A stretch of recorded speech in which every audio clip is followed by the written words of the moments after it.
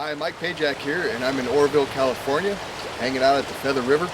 And I just want to kind of go through some of my notes from the 3-day event we attended last week called the National Achievers Congress. And there were a lot of great speakers there, including Donald Trump, Robert Kiyosaki, Anthony Robbins, and Harv Eker, and not to mention, a couple thousand entrepreneurs. And so it was really awesome just getting to hang out with everybody, and there was a lot of energy in the room. We had a great time. And we also learned a lot of cool stuff, and so I just want to kind of go through my notes here and share what we learned with you. Because by taking the time to teach you, I actually learn as well. It helps me retain all that information. So here's a little bit about what we learned. Failure to plan is planning to fail. The failure to innovate is where most business owners choke in tough times. And so especially, times like we have today is the time that you want to be creative and innovative as much as possible. Hold on to the next page. Becoming a master is not about doing 4,000 things, it's about doing 12 things 4,000 times. And so instead of trying to do, everything in your business all at once, just focus on the stuff that you're really good at, whatever your strengths are, and hire other people to do all the other stuff. And just focus on those things that you're strong at and keep doing them over and over and over until, it becomes, natural. One of the biggest innovations that you can have today with your marketing in business is that you want to become education-based. And so rather than going out and just trying to, pitch your product or service to people, you want to take the time to actually educate them first before you even really introduce them to the product or service. Let them know you care about them, trying to help them out. And you can actually attract more buyers that way by taking the time to teach people things. And then market data is more motivational than a product idea. And so it's good to have go out and do the research and create videos such as I'm creating here to teach your clients what you want them to know, instead of just bragging up your product or service or whatever the case may be. Teach them. So and you got to have, what do they call that? Pig-headed discipline. PhD. That's what PhD stands for. Pig-headed discipline. All right, so a little bit about what we learned from Harv Eker here is that he talks a lot about your money blueprint, and so there's the spiritual, mental, and emotional realms, and that's really what determines most of your results in life. And then there's the physical realm where everything kind of happens. And so it doesn't matter how much you try to change whatever your results are.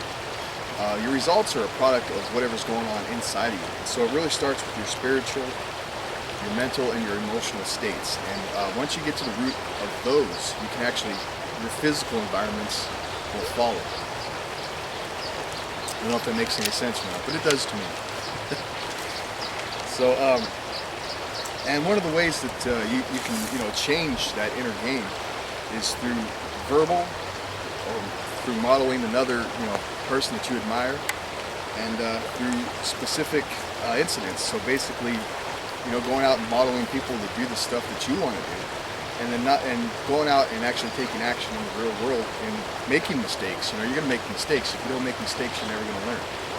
So model somebody that you admire and take action, make some mistakes, learn from it, and you get better as you go. You create your own life, and so what you focus on expands, becomes reality. And a lot of people, they play the victim and they blame, justify, complain. And that's what holds a lot of people back, is whether it's blaming somebody else, blaming events, or blaming yourself for your results. As long as you continue to blame, justify, and complain, you're never going to change those results. So ultimately, you just need to stop doing that altogether and take action and make changes.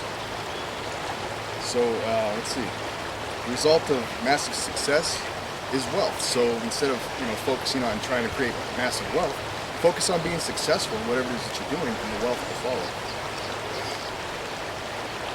Think in terms of both instead of either or. And what that means is you've heard the saying, you can't have your cake and eat it too. Well, why not? What's the point of having a cake if you can't eat it, right?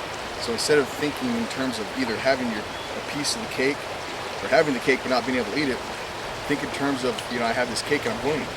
You can have both.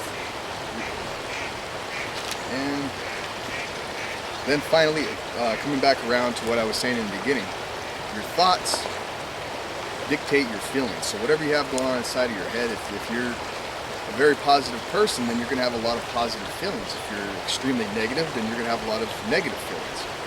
Those feelings will determine the actions that you take each day.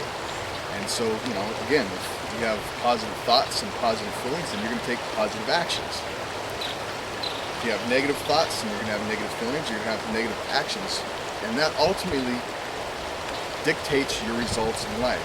So whatever it is that you're thinking, whatever it is that you're feeling, whatever actions you're taking, if they're positive, you're going to have positive results. If they're negative, you're going to have negative results. So, and that's really, that's just a little touch of what we actually learned from T. Harv. And there are, a lot of different speakers there. We learned so much, and I'm going to have other videos on all the great stuff that we learned. But hopefully this was able to provide some value to you, and I hope you enjoyed watching it. And thank you for taking the time to watch.